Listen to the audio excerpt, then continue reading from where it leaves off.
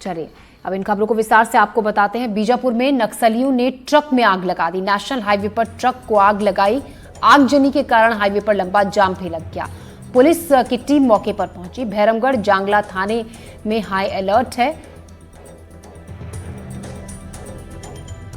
तो नक्सलियों का हम आपको बता दें, नक्सली सुधाकर से जुड़ी बड़ी खबर। नक्सलियों का स्कूल चलाता था सुधाकर के स्कूल में पढ़ाया जाता था बासे बंदूक। नक्सली सुधाकर पर 1 करोड़ का इनाम भी था। सुधाकर छत्तीसगढ़ समेत कई राज्यों में वांटेड था। नक्सलियों का सीसी मेंबर और एजुकेशन हेड था सुधाकर। तो इस वक्त की बड़ी खबर, जहां पर आपको ये भी बता दें कि जानकारी में जांच में ये भी पता चला है कि सुधाकर एक स्कूल चलाता था जिसमें बंदूक चलाना युवाओं को सिखाया जाता था। माओवादी विचारधारा प्रशिक्षण स्कूल वो चला रहा था। युवाओं को गुमराह किया गया। हिंसक और राष्ट्र विरोधी विचारधारा के लिए उकसाया गया। स्कूल में युवाओं को जोड़कर दिनांक 21 मई 2025 को बस्तर संभाग के नारायणपुर जिला अंतर्गत अबुझमाड़ क्षेत्र में हुई पुलिस नक्सली मुठभेड़ के पश्चात सीपी माओवादी संगठन के सरगना जनरल सेक्रेटरी बसवराज को डेड बॉडी को सुरक्षा बल द्वारा बरामद की गई। उस मुठभेड़ के पश्चात सीपी माओवादी संगठन का अंत काफी निकट और निश्चित रूप से हम सबको नजर आ रहे थे। मुठभेड़ के उपरांत इलाका का सर्चिंग में एक माओवादी कैडर का डेड बॉडी, AK-47 राइफल और काफी बड़ी संख्या में अन्य आर्म्स अम्युनिशन और एक्सप्लोसिव मटेरियल भी बरामद हुई। मुठभेड़ में मारे गए माओवादी कैडर का शिनाख्ती सेंट्रल कमेटी मेंबर सुधाकर उर्फ गौतम के रूप में हुई। तो बीजापुर में नक्सलियों ने वही खबर ये भी आई कि ट्रक में एक आग लगा दी। नेशनल हाईवे पर ट्रक में आग लगाई गई। हाईवे पर लंबा जाम भी इसकी वजह से लग गया। पुलिस विभाग की टीम सूचना पर मौके पर पहुंची। भैरमगढ़ जांगला थाने में हाई अलर्ट जारी किया गया है। बीजापुर के नेशनल हाईवे पर नक्सलियों ने भारी उत्पात मचाया और एक ट्रक में आग लगा दी। ट्रक को आग के हवाले बीच सड़क पर कर दिया गया, जिसके बाद हाईवे पर वाहनों की लंबी कतार लग गई। घटना की जानकारी मिलते ही पुलिस की टीम मौके पर पहुंची। घटना की गंभीरता को देखते हुए भैरमगढ़ और जांगला थानों को हाई अलर्ट पर रखा गया है।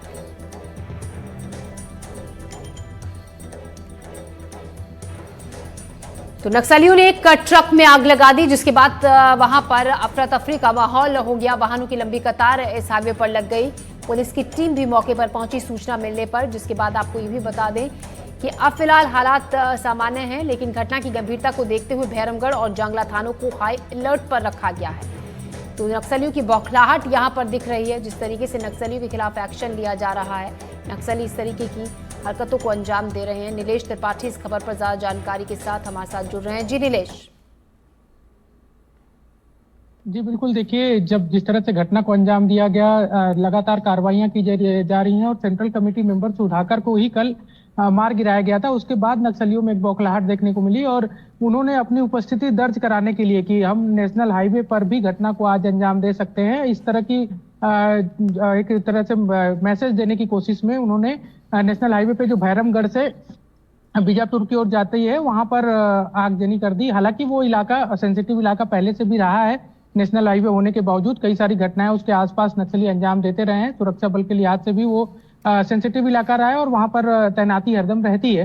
वहां पर घटना को अंजाम देने के बाद एक मैसेज क्रिएट करने की कोशिश की गई कि बसों को भी बंधक बना लिया गया है। वहां पे जो यात्री हैं बसों में उनको बंधक बनाया गया है और बसों को रोका गया है। लेकिन बाद में ये सूचना जब पुष्ट करने की गई तब पता चला कि नहीं, बस जो है आगजनी के बाद स्वतः कुछ देर के लिए रुक गई थी ताकि सुरक्षागत कारणों से उनको कोई दिक्कत न हो। और उसके बाद बसों को अपने अपने स्थान पर, जो बीजापुर से जगदलपुर जाने वाली, क्योंकि रात में ज्यादा सफर बीजापुर से जगदलपुर की ओर ही होता है पब्लिक वाहनों का, तो वहां उन गाड़ियों को रवाना किया गया। और इसके बाद आवागमन को जो है सुदूर करने की देर रात तक कोशिश की जाती रही और अब उसमें सफलता भी मिल गई है। पूरी तरह से आवागमन सामान्य हो गया है और किसी अन्य घटना न हो इसके देखते हुए अलर्ट मोड पर रखा गया है। उस इलाके में सुरक्षा बल के जवानों की और तैनाती बढ़ा दी गई है। ज्योति जी।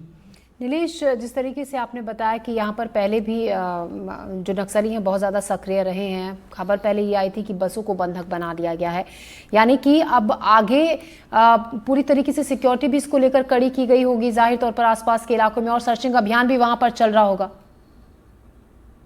बिल्कुल, देखिए, रात में करीब 8 साढ़े 8 से 9 बजे के बीच की ये घटना थी और उसके बाद से जो अतिरिक्त फोर्स है उस इलाके में जो पहले से तैनात है, उनके अलावा भी मुख्यालय जो बीजापुर मुख्यालय है, जिला मुख्यालय, वहां से फोर्स को रवाना किया गया था और देर रात लगभग 12-1 बजे तक हम जो सुरक्षा बल के जवान हैं या फिर कुछ ऑफिशियल्स हैं उनके टच में थे, तो उनका ये कहना था कि अब पूरी तरह से स्थिति सामान्य है, आवागमन भी सामान्य हो गई है और नियंत्रण में है सारी चीजें। क्योंकि ग्रामीण वेशभूषा में नक्सली आए थे, तो इस बात को लेकर भी अभी तस्दीक की जा रही है कि कौन से लोग थे। सीसीटीवी फुटेज वगैरह भी खंगाले जा रहे हैं, क्योंकि नेशनल हाईवे और आसपास पेट्रोल पंप है, तो उम्मीद है कि उनकी पहचान हो जाए, उस पर भी काम किया जा रहा है। लेकिन अभी कोई डरने या फिर कोई भय की बात नहीं है। पुलिस पूरी तरह से जो है सुरक्षा बल के जवानों ने उस इलाके में अपनी जो है पकड़ मजबूत कर ली है।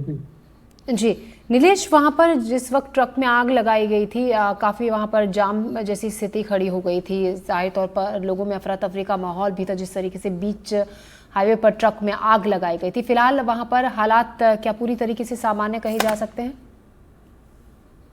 बिल्कुल, देर रात ही पुलिस ने जो करीब 1-2 घंटे की मशक्कत जरूर हुई, क्योंकि हालांकि कोई दिक्कत नहीं थी। उसके बाद भी जब घटना, नक्सली जो है ट्रक में आग लगाने के बाद वापस भग गए थे। कोई और वाहनों को उन्होंने रोकने की कोशिश नहीं की, ना ही किसी तरह का और नुकसान करने की कोशिश की। लेकिन एहतियात के तौर पर थोड़ी सी जो लोग आने जाने वाले थे उनमें एक डर भय का माहौल हो गया था कि चलती गाड़ी में को अगर कोई रोक न दे, या फिर इस वजह से थोड़ी सी जाम की स्थिति हो गई थी। लेकिन सुरक्षा बल के जवान जब वहां पर पहुंचे, तो उसके बाद लगातार वाहनों को अपने अपने गंतव्य स्थान पर रवाना करवा दिया गया और देर रात ही स्थिति जो सामान्य बन गई थी, अपना आराम से गाड़ियां आने जाने लगी थी और सुबह भी स्थिति कंट्रोल में ही है। जी, सुबह से ही। जी नीलेश, शुक्रिया आपका जानकारी के लिए। तो अब स्थिति वहां पूरी तरीके से सामान्य है, जैसा कि हमारे सहयोगी नीलेश